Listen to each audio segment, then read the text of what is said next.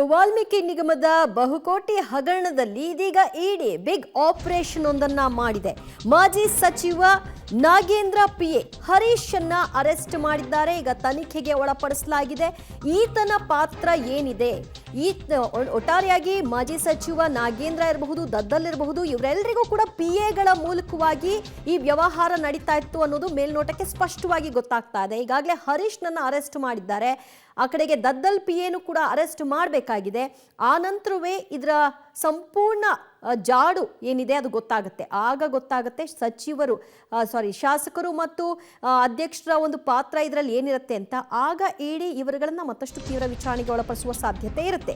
ವಾಲ್ಮೀಕಿ ಹಗರಣದ ವಿಚಾರಕ್ಕೆ ಸಂಬಂಧಪಟ್ಟ ಹಾಗೆ ಅಕ್ರಮ ಹಣ ಸಾಗಾಟದಲ್ಲಿ ಹರೀಶ್ ಪಾತ್ರ ದೃಢಪಟ್ಟಿದೆ. ಸಚಿವರ ಪರವಾಗಿ ಡೀಲ್ ನಡೆಸಿರೋದು ಸಹ ಬಹಿರಂಗವಾಗಿದೆ.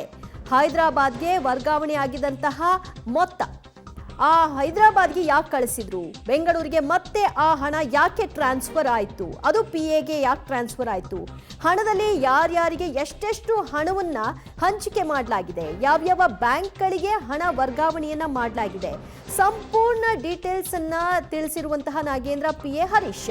ಪದ್ಮನಾಭ್ ಸತ್ಯನಾರಾಯಣ್ ಸೂಚನೆ ಮೇರೆಗೆ ಹಣ ನೀಡಿರುವಂತಹ ಹರೀಶ್ ಅವರಿಬ್ಬರ ಸೂಚನೆಯ ಅಣತಿಗೆ ತಕ್ಕ ಹಾಗೆ ಈತ ಹಣದ ವಹಿವಾಟವನ್ನ ಮಾಡಿದ್ದಾನೆ.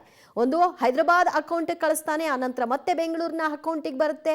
ಸೊ ಅದು ಈ ಎಲ್ಲ ವ್ಯವಹಾರಗಳೇನಿದೆ ಒಬ್ಬರಿಗೊಬ್ಬರಿಗೆ ಲಿಂಕ್ ಇಟ್ಕೊಂಡೇ ಆಗಿದೆ ಅನ್ನೋದು ಇಲ್ಲಿ ಖಾತ್ರಿ ಆಗಿದೆ. ಇದೀಗ ಮಾಜಿ ಸಚಿವ ನಾಗೇಂದ್ರ ಅವರ ಪಿಎ ಹರೀಶ್ ನನ್ನ ಇಡಿ ಅರೆಸ್ಟ್ ಮಾಡಿ ವಿಚಾರಣೆಯನ್ನ ತೀವ್ರಗೊಳಿಸಿದೆ. ಮತ್ತಷ್ಟು ಮಾಹಿತಿ ಪಡೆಯೋಣ ನಮ್ಮ ಪ್ರತಿನಿಧಿ ಉಮೇಶ್ ರಿಂದ. ಉಮೇಶ್, ಮಾಜಿ ಸಚಿವರಿಗೆ ಅವರ ಪಿಎ ಇಂದಲೇ ಸಂಕಷ್ಟ ಎದುರಾಗಿರೋ ಹಾಗೆ ಕಾಣಿಸ್ತಾ ಇದೆ. ಈ ತನಿಖಾ ಹಂತದಲ್ಲಿ ಪಿಎ ಇಂದ ಯಾವೆಲ್ಲ ಅಂಶಗಳು ಬಹಿರಂಗವಾಗಿದೆ?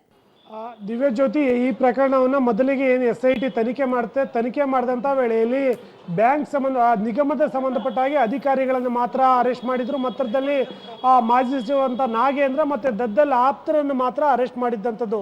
ಇವತ್ತು ಯಾವಾಗ ಇಡಿ ಎಂಟ್ರಿ ಆಗುತ್ತೆ, ಇಡಿ ಇವತ್ತು ಎಲ್ಲ ಕಡೆಗಳಲ್ಲೂ ಕೂಡ ದಾಳಿ ಮಾಡ್ತಾರೆ. ದಾಳಿ ಮಾಡಿದಂಥ ವೇಳೆಯಲ್ಲಿ ನಾಗೇಂದ್ರ ಪಿ ಆದಂಥ ಹರೀಶ್ ಪಾತ್ರದ ಬಗ್ಗೆ ಒಂದಷ್ಟು ಸಾಕ್ಷ್ಯಗಳನ್ನು ಹಿಂದೆನೆ ಕಲೆ ಹಾಕಿದ್ರು. ಅದರಲ್ಲಿ ಪ್ರಮುಖವಾಗಿ MD ಪದ್ಮನಾಭು ಮತ್ತು ಇನ್ನೊಬ್ಬ ಆರೋಪಿ ಏನಿತ್ತು ಅವರಿಬ್ಬರ ಕಡೆಯಿಂದಲೂ ಕೂಡ ಮಾಹಿತಿ ಕಲೆಕ್ಟ್ ಮಾಡಿದ್ರು. ಆದಂಥ ವೇಳೆಯಲ್ಲಿ ಪಿ ಹರೀಶ್ ಏನಿದ್ರು, ಹರೀಶ್ ಅಂದರೆ ಬೆಂಗಳೂರಿಂದ ಏನು ಹೈದರಾಬಾದ್ಗೆ ಅಮೌಂಟ್ ಏನು ಟ್ರಾನ್ಸ್ಫರ್ ಆಗಿತ್ತು ಆ ಅಮೌಂಟನ್ನು ಮತ್ತೆ ನಕಲಿ ದಾಖಲೆಗಳು ಸೃಷ್ಟಿ ಮಾಡಿ ನಂತರದಲ್ಲಿ ಬೇರೆ ಬೇರೆ ನಕಲಿ ಅಕೌಂಟ್ಗಳಿಗೆ ಅಂದರೆ ಬೆಂಗಳೂರು ಅಕೌಂಟ್ಗಳಿಗೆ ಹಣ ವರ್ಗಾವಣೆ ಆಯಿತು.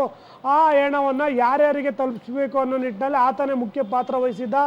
ಆ ನಿಟ್ಟಿನಲ್ಲಿ ಈತ ಯಾರ್ಯಾರಿಗೆ ಕೊಟ್ಟಿದ್ದಾನೆ ಅನ್ನೋದ್ರ ಬಗ್ಗೆ ಸಂಪೂರ್ಣವಾಗಿ ಇಡಿ ಅಧಿಕಾರಿಗಳಿಗೆ ಮಾಹಿತಿ ಲಭ್ಯ ಆಯಿತು. ಆ ಹಿನ್ನೆಲೆಯಲ್ಲೇ ಇವತ್ತು ಹರೀಶ್ನನ್ನು ಬಂಧನ ಮಾಡಿರುವಂಥದ್ದು. ಮತ್ತೊಬ್ಬ ಶಾಸಕ ಬಸವನಗೌಡ ದದ್ದಲ್ PA ಪಂಪಣ್ಣ ಕೂಡ ಈಗ ನಾಪತ್ತೆ ಆಗಿದ್ದಾರೆ ಅನ್ನೋದ್ರ ಬಗ್ಗೆ ಮಾಹಿತಿ ಇರುವಂಥದ್ದು. ಆತನಿಗೂ ಕೂಡ ಸೇಮ್ ಇದೇ ರೀತಿಯಾಗಿ ಅಂದರೆ ಈ ಶಾಸಕ ಮತ್ತು ಮಾಜಿ ಸಚಿವ ನಾಗೇಂದ್ರ ಇವರ ಪರವಾಗಿ ಇವರು ಕೆಲಸ ಮಾಡಿದ್ದಾರೆ ಅನ್ನೋದು ಈಗ ಇಡಿ ಅಧಿಕಾರಿಗಳ ಅನುಮಾನ. ಆ ನಿಟ್ಟಿನಲ್ಲೇ ಇವಾಗ ಇಬ್ಬರನ್ನು ಕೂಡ ತನಿಖೆಗೆ ಒಳಪಡಿಸಿರುವಂಥದ್ದು. ಸದ್ಯ ಹರೀಶ್ನನ್ನು ಶಾಂತಿನಗರದ ಇಡಿ ಕಚೇರಿಯಲ್ಲಿ ತೀವ್ರ ವಿಚಾರಣೆ ಮಾಡ್ತಿದ್ದಾರೆ. ಮತ್ತೊಬ್ಬ PA ಚೇತನ್ ಈಗ ಪರಾರಿಯಾಗಿದ್ದಾರೆ. ಈಗ ದದ್ದಲ್ PA ಕೂಡ ಈಗ ಪರಾರಿಯಾಗಿರೋದ್ರ ಬಗ್ಗೆ ಮಾಹಿತಿ ಲಭ್ಯ ಆಗಿರುವಂಥದ್ದು. ಇವರಿಬ್ಬರು ಪತ್ತೆ ಆದ ನಂತರದಲ್ಲಿ ಏನೆಲ್ಲ ಸಾಕ್ಷಿಗಳು ಸಿಗ್ತವೆ, ಇದರಲ್ಲಿ ನಾಗೇಂದ್ರ ಅವರ ಪಾತ್ರ ಏನು, ದದ್ದಲ್ ಪಾತ್ರ ಏನು ಅನ್ನೋದು ಗೊತ್ತಾಗುತ್ತೆ. ಒಂದು ವೇಳೆಯಲ್ಲಿ ಇವರಿಬ್ಬರ ಪಾತ್ರದ ಬಗ್ಗೆ PAಗಳೇನು ಬಾಯಿ ಬಿಟ್ಟರೆ ಅದಕ್ಕೆ ಪೂರಕ ದಾಖಲೆಗಳೇನು ಸಿಕ್ಕರೆ ಇವತ್ತು ಸಂಜೆ ಹೊತ್ತಿಗೆ ಇಬ್ಬರನ್ನು ಕೂಡ ಅರೆಸ್ಟ್ ಮಾಡುವ ಸಾಧ್ಯತೆ ಇದೆ. ಬಹುತೇಕ ನಾಗೇಂದ್ರ ಪಾತ್ರ ಹೆಚ್ಚಾಗಿ ಸದ್ಯಕ್ಕೆ ತನಿಖೆಯಲ್ಲಿ ಕಂಡು ಬರ್ತಾ ಇರುವಂಥದ್ದು. ವಿದ್ಯಾ.